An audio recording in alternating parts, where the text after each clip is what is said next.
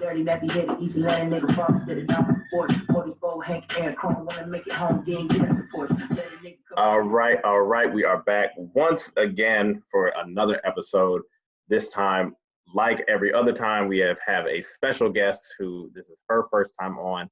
So in traditional fashion, you can follow us on Twitter and Instagram at WRGO Pod. Subscribe on YouTube. This video will be on YouTube. You can also listen, like, subscribe, and comment on Apple Podcasts, SoundCloud, Spotify, and Google Podcasts. And at this very moment, I will let our special guest introduce herself. Hi, my name is Carolyn Williams. I am a classmate, I guess, of these two gentlemen. Went to Howard with them. School of C in the building. HU17 in the house. Hey. And yeah, I currently live in Birmingham, Alabama.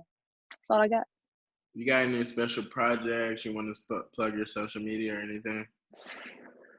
Follow me on Instagram. Carry Me to Reality. That's CARRIEME 2 reality. And I just made my Twitter public yesterday, so I'm like really feeling myself right now. Okay. So PRTY intelligent. That's pretty intelligent with 1 T, no E. Bet. All right, so we got you on for a bunch of different reasons. We didn't even have a specific topic because we knew you are learned enough to be involved in so many different issues and stuff. I got you. We're just gonna go with the first thing. So I don't know, Carolyn, if you saw this, but did you see the Surgeon General basically use every stereotype in the book when describing the health of Black and brown people? You talking about taking care of Big Mama and Papa? Yeah, Pop and Abuela. I mean, the crazy thing is, I think that this was so on brand for the Trump administration. Like that part. Nothing about this was off brand. Like when I heard it, it's not funny, but I definitely laughed because I was like, what more do we expect from this administration? Like, this is who they are. They've shown us who they are. And just because you have a Black man up there does not mean that he's going to represent, your culture well. You've seen that with Ben Carson. And let me just say about Ben Carson, I used to love this man, y'all. Like, Gifted Hands was my favorite book until he really started opening his mouth. Until he opened his mouth. And then I was like, I don't want to do this anymore. Because we actually did an episode about Black prophets or false prophets like a minute ago, but that'd be the problem. And we can get back on topic, but like we'll fall in love with these ideals of what they're. We fall in love with the idea of people, like not with people themselves, but with the idea of people. Exactly. And that's not just, but it's not just about mentors and idols and stuff. We do the same thing in relationships. Like I was about to say that too. We have these ideas of who people are and who people are supposed to be and what they have the potential to be. And then you meet them or you talk to them or you hear them talk and you like, damn. And then they start doing some stuff. Right. And then you like, whoa, like pineapples. What is this? No, yeah. Because I didn't know anything about the Surgeon General, but when I got up there, I was like, oh, he's a Black person. Like, that's great. Right, like, woo, this is good. And then he's out here, and then he also did the thing where he was basically saying like he needs Blacks and Latinos to like stop doing drugs, stop drinking, as if that is like the cause of us dying of coronavirus at a disproportionate rate. When it's like, hey, if you treat us bad and don't give us access to health for 200 years, no wonder why we're gonna have all these pre-existing conditions. And that's really what it is, because like I have a cousin that is currently in the hospital in New York, of all places, with the situation. And like my aunt is like concerned because he has had like previous health conditions. Right now he like cool, but like with that being said, like you can't like we spoke about this another podcast, like stuff that happened to Black people is not necessarily at fault when it pertains to like health issues, because like let's say a person that grew up in the projects and like it was mold in the house. This person now you know, it's acceptable to asthma or some type of breathing condition. Mm-hmm. And that plays a part with this virus specifically because it affects your respiratory system. Right. And I think that something that is really frightening to me is like, I have asthma. I've had asthma since I was a child, and I get walking pneumonia like once a year. Right. So, I mean, I am extremely healthy. Before this happened, like, I worked out 5 days a week. Like, I eat pretty clean. I don't like profusely abuse anything. So you would think like, oh, okay, you're gonna be good. And then I started looking at the stats and looking at how many people were being diagnosed and how many people were dying from it. And they're using pre-existing conditions to decide who gets certain treatment. You know, like they're literally, and I mean, the governor said that, like, you know, they're deciding who lives and who dies by pre-existing conditions. But think about how many of us have pre-existing conditions. Yeah. So it's a bigger picture here, and I'm gonna stay on topic because I could go on about that all day. You know, like I could hit you with stats. I could talk to you about like situations, but I just think that this is a much larger conversation, and it's making us really evaluate not only our healthcare system, but our healthcare professionals and so much more about it. Like, I have a friend who she beat coronavirus, and I'm like so thankful. Like, I'm praying for her every day because for me it's just like God has some other purpose. Well, he has a purpose for your life that you haven't met yet, and I'm so excited to see what that looks like for her. But for the many other Americans in Black and brown communities in Alabama, especially in the Black Belt, that will not be their reality, simply because they're not getting access to the help that they need in a reasonable amount of time. They are not being treated fairly when they tell people that they're having symptoms, and they're not receiving care in a fashion that they should. Yeah. No, I mean, I think it's so much. So, you know, back to the Surgeon General, I think that he did exactly what he was put there to do. I'm not at all surprised by what he said or about his reaction afterwards when they asked him about the stereotypical statement. He kind of just shrugged it off, like, yeah, homeboy was like, you know, like, that's what I call my grandma. And then he was like, I have a cousin that's something. I was like, this sounds like I have a Black friend remark, like, just leave it out. And so I don't really fool with him, but in that same vein, I'm really excited for Kizzy. I think that this Black woman is about to do some major stuff for coronavirus. She's gotten up to trial. They're in trial 2, I think now. We're gonna get there. You jumping ahead. I'm sorry, but you know, I just don't want one bad apple to spoil the bunch. That's all right. But then talk about it then. Talk about it now. Talk about who she is then. If we're already here, so we might as well. You brought it up. Yeah, you brought it up. We'll finish off on a good note. So explain like who she is and like what she's doing, because that is something that needs to be highlighted, because I didn't know about her until I did some research. Okay, so Corbett, is that her last name? Kizzy Corbett, Kesmika. Yeah, you got it. You know your stuff. Oh, I do not want to butcher this woman's name. No, you got it right. I'm reading it right now. Yeah, it's cool. Okay. Every episode. Yeah. Stuck your names. Okay, so Dr. Corbett. Dr. Corbett, you know, let me put some respect on this. Come on now, let's do it right. She is a graduate, I want to say, of University of Maryland, Baltimore. She's interned with them before. She's been a fellow with them, and what I loved was when they were telling her story, the doctor was saying how when he first met her, he was like, "What do you want?" And she was like, "I want your job." Yeah. And I was like, "Yes, sis." I think that there are so many of us who are talented enough to be in those positions, but 1, don't get the opportunities to do so, or 2, don't even know the routes to go there. And so I'm extremely proud of this sister, one, because she's doing the work, but two, she's leading a team of doctors. Right, yeah. Like, right. She's the not senior research fellow who's trying to cure the who's developing coronavirus. Yeah. Right. Like, she has gotten into trials of vaccines at the fastest rate. Like, they expected it to take like 22 months. This woman got in her first round of trials in 2 months. Right, which is a crazy pace. She was at the first conference. No one even paid this woman any attention. No questions were directed towards her. The one that's doing the work, no questions were directed towards her. No one acknowledged the greatness that she was. And she sat back and she stayed calm.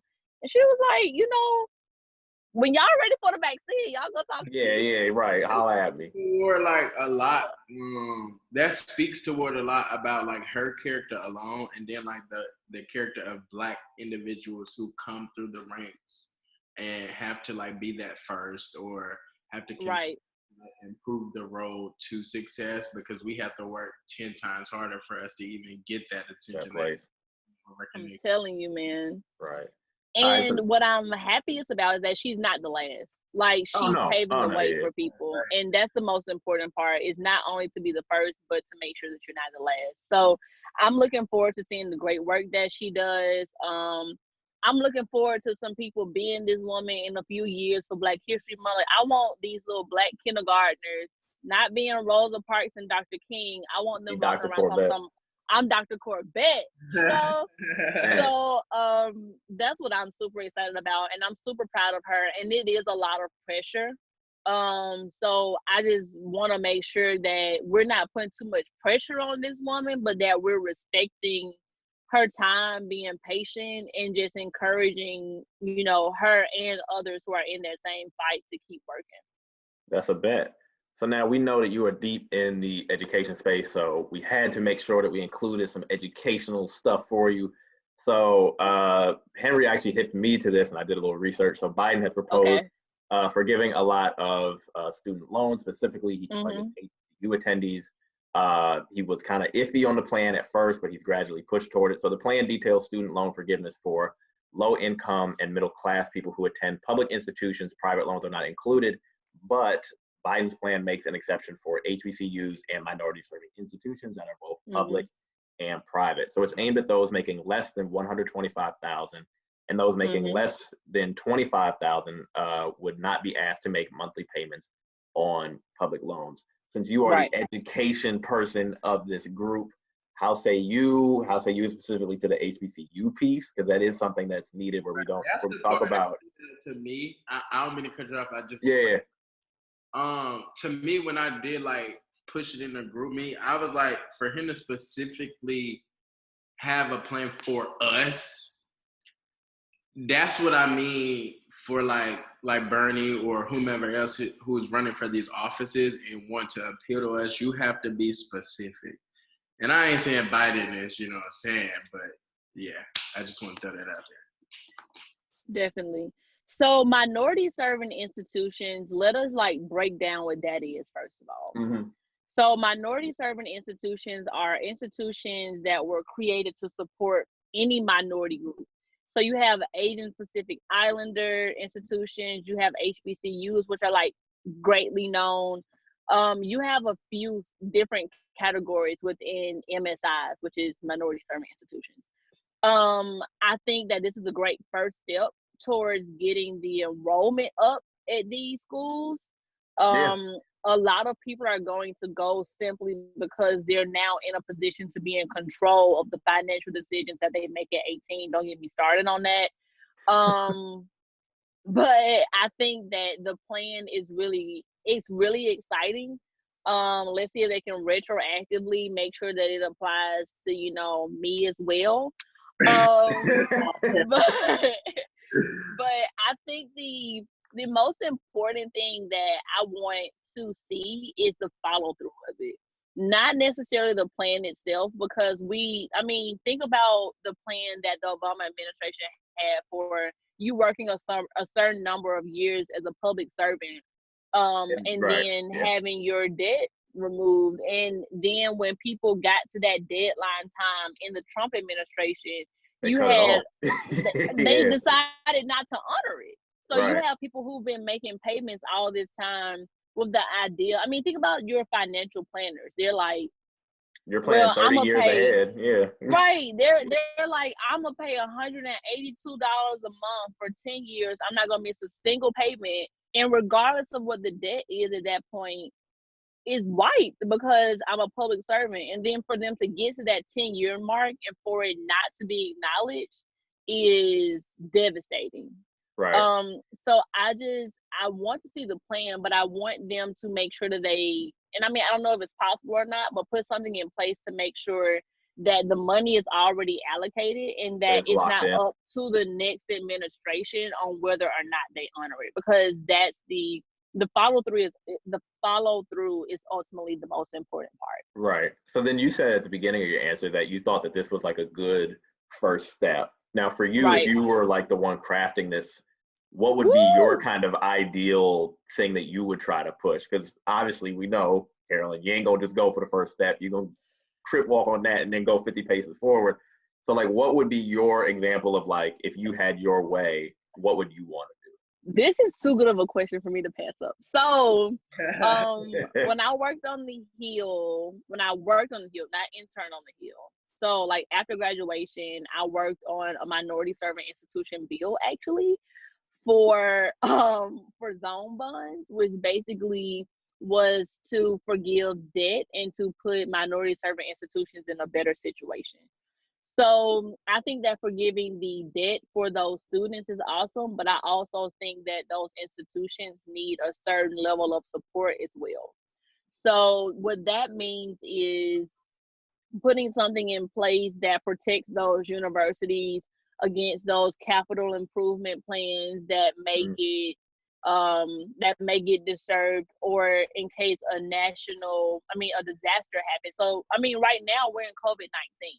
It's not a natural disaster like Hurricane Katrina, but institutions will see a change in enrollment as a reflection of this. Especially if your endowment is lower, like if you at Alabama State, Alcorn State, those they can't, if they're just cut off, they don't have the natural endowment, they don't have the alumni base to be able to just be like, we can do this for a couple months and be pushed. And I mean, because you have to think about it, University of Alabama is known for the football team, right?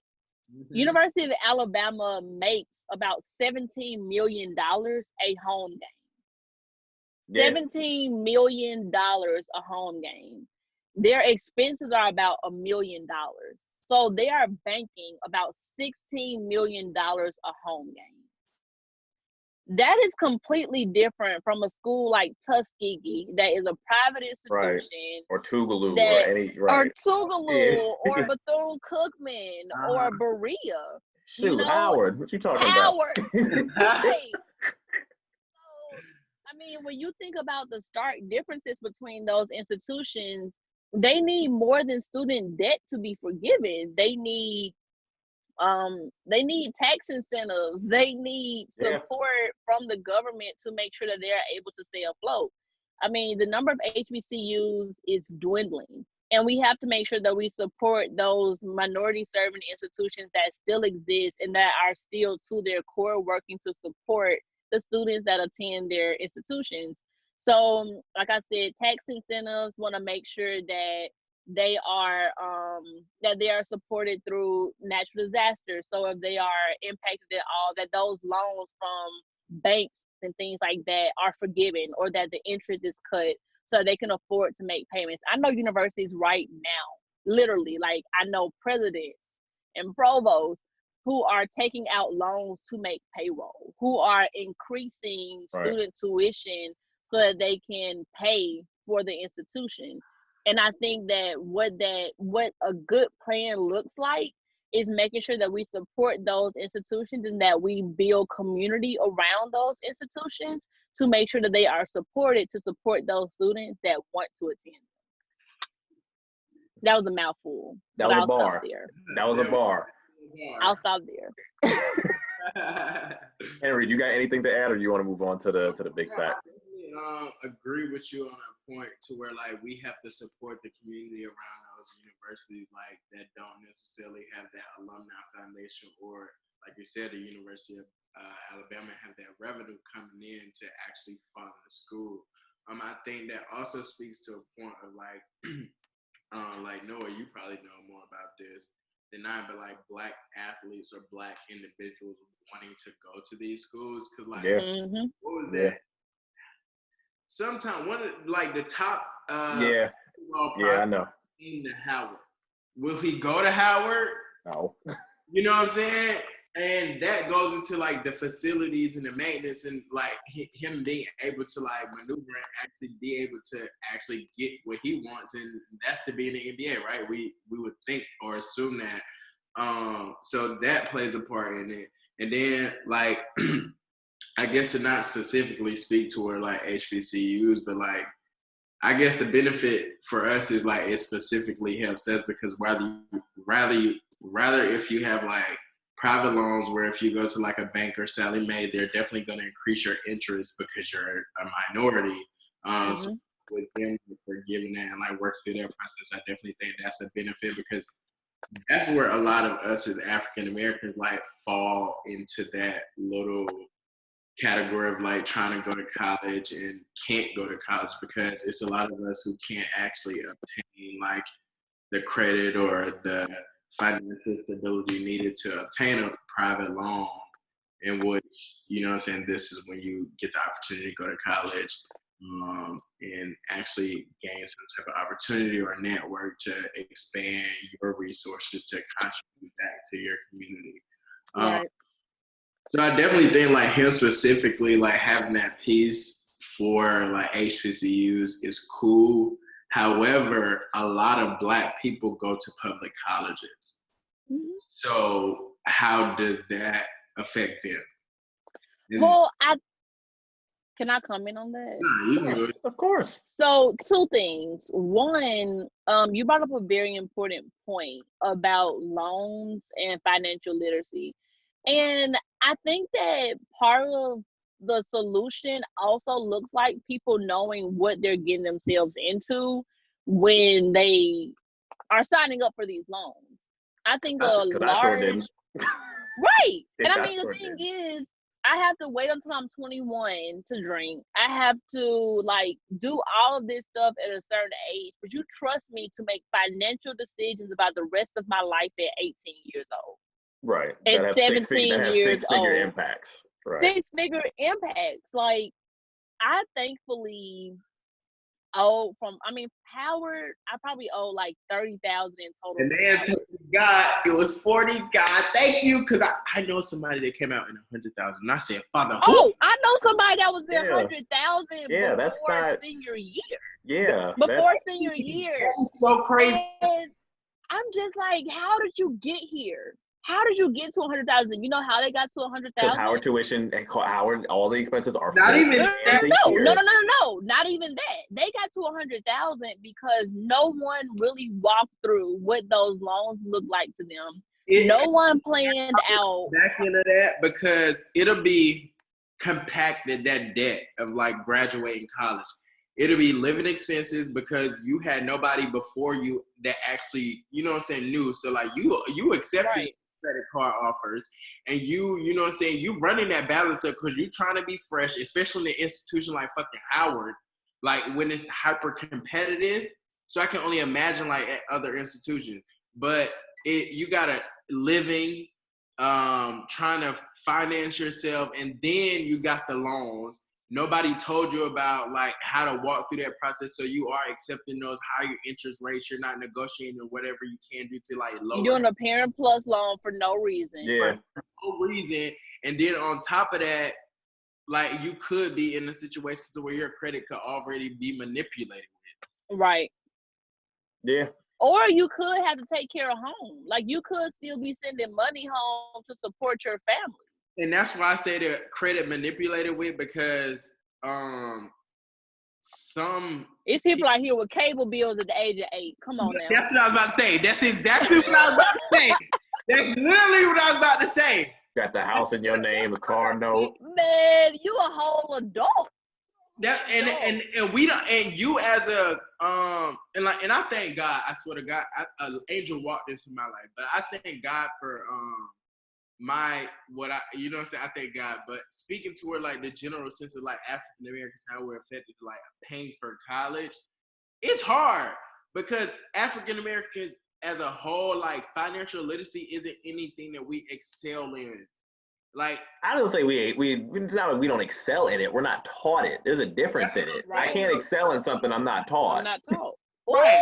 Ooh, It's not excel because if you think about it, like the average Black person isn't learning about bonds and stocks and saving this proportion of your check or how to accept certain rates on like credit cards or even loans, since we're specifically talking about college. Like the financial literacy aspect, that it's a lot that goes into financial literacy, because you can get the basis of saving, then you got investing, and then you got like getting money returns on taxes, and then shit, this damn stimulus check we just got back, I've been reading articles saying we're gonna have to pay that back throughout our 2020 taxes. So it's stuff like that to where like financial literacy is an in-depth process in which you have to be, I'll say, educated and know how to engage that, you know what I'm saying, that specific arena of like skill set. It's a generational lesson though.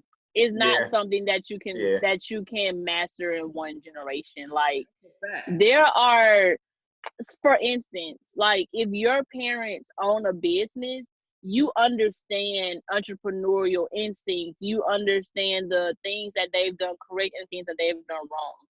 If you come from a family of generational wealth where like your mama got money, your grandma got money, like your struggles are completely different. Right now, the issue with a lot of students who are going to college, honestly, is no one is there to really direct them through that process. And I'm not saying it's their mama fault. I'm not saying it's their daddy fault. I'm not saying it's school's fault. It is a collective effort that has to be in place in order to make sure that students are prepared. You have, I mean, a lot of your upper middle class and, you know, upper class families, they have college funds. They have life insurance policies. They have money in place to make sure that those children have those opportunities. Right, because not many. No, go ahead. No, my bad. I mean, not every family is in that situation. Right, thankfully, I come from a family that was able to support me, but at the same time, I have a friend who I recruited to come to Howard with me, who ended up getting in and getting a scholarship. And the only reason why she was able to stay was because she was on a full ride. If she would not have gotten that money from Howard, she would not have been able to attend. And that girl still owes like $20,000 in scholarships because in financial aid, like her student account, you know what I'm talking about, her loans are still like $20,000 because she still took out loans so that she could keep up with the Joneses at Howard. So, you know, that's what I was saying though. It's like us as Black people, we automatically fall into this competitive arena, right? As just us as Black people, just regular Black people. I want a Louis Gucci Prada because I know bro nigga, right? And then you put that on a professional level, and you're working with people who could be making six figures or plus because they come from these wealthier or well-off communities. And then you have people like myself, like I'm a middle class person, like, you know what I'm saying? It wasn't no silver spoon in my mouth, but I am a blessed person. However, I know other people who aren't in that situation. I know other people who are more well off than me. And then coming to Howard, I was the cream of the motherfucking crop. And then I get into Howard, and then it's you got niggas walking around. The cream of every crop. Exactly. So that automatically makes me think I have to, like, I gotta outshine these motherfuckers. I gotta do the best. I gotta one way or another. Yeah. And then when you're doing that, especially with the person who like might have to take out an extra loan to like go to the parties and have that nice outfit or whatever the case may be.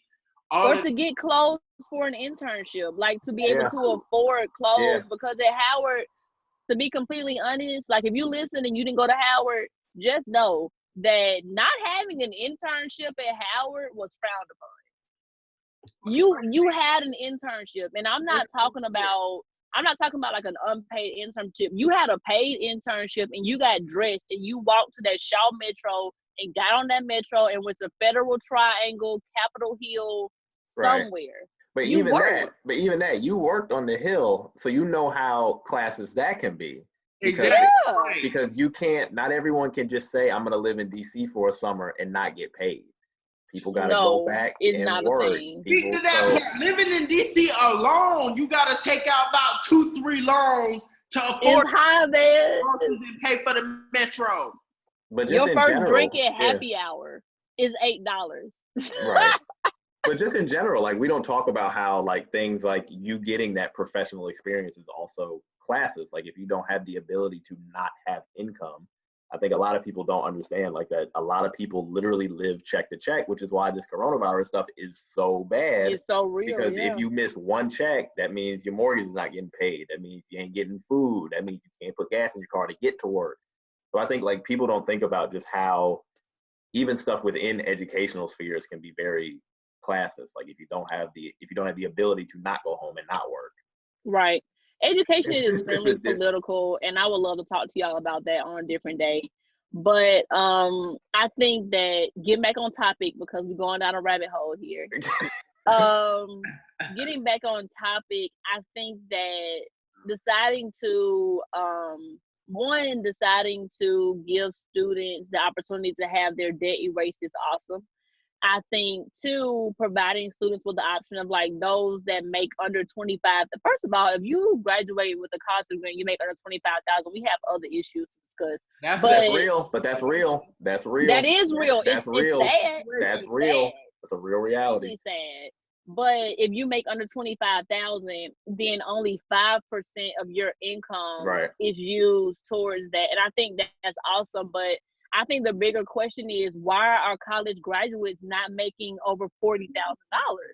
Like, why are you not living at a living wage? And so I think that it starts to... That don't even just play into, like, that's capitalism in America. Why of course. is it that... Everybody can't win. Right. Wages are staying... But paying wages are staying... Living expenses are steady going up. And we're just speaking directly toward the situation in DC. It's like people out here having to work 2, 3, 4 jobs to afford rent in Southeast. You know what Southeast. I'm saying? And that's a food desert. It's hard to get around over there. Like, it's terrible. And I mean, rent like $1,200 for a studio. It's crazy. You don't even have walls. It's crazy. It's crazy. Well, as always, Zoom tell me we got 2.5 minutes left. So wait, I want to talk about this Obama endorsement. No, we ain't got, bro. We have 2 minutes. We can't do it. I'm sorry. That means we just about to have you back. We gonna about to have you back. Carolyn, we definitely gonna have you back because we done went all around the corner and up the street. We did a lot. We should have known not to ask you an educational question. You should have, because I didn't even hit like the nail on the head on anything yet. I want to talk to y'all about it for real, but we'll do it another time. You were just in the preface. You didn't even get to the intro chapter yet. I already know. So, Carolyn, once again, please drop your Twitter, Instagram, anywhere else that we can get in contact with you and follow your thoughts in all of your daily lives and such. Oh gosh, this is so great. Follow me on IG, Carry Me to Reality, CARRIEME 2 and follow me on Twitter at PRTY Intelligent. So that's pretty with 1 T and no E. I won't be in the car next time. They told me to stay in the car just so that y'all know. Yes. Well, that is amazing. So thank you for coming on. So like I said in the beginning of the episode, you can follow us on Twitter and Instagram at WRGO Pod. You can be sure to listen on or watch on YouTube. So everyone who is watching this will be able to see Carolyn in her car on the side of the road. You can also listen on SoundCloud, Spotify, Apple Podcasts, and Google. So Henry, till next time. Carolyn, we'll have you back. This time we'll just have a free discussion, no agenda. So until I'm just gonna say, just throw it out there. Right. We're gonna do everything. I'm a whiteboard it. I'm a whiteboard the whole thing. Say less. So Carolyn, thank you again. So much appreciate. All right, y'all have a good night.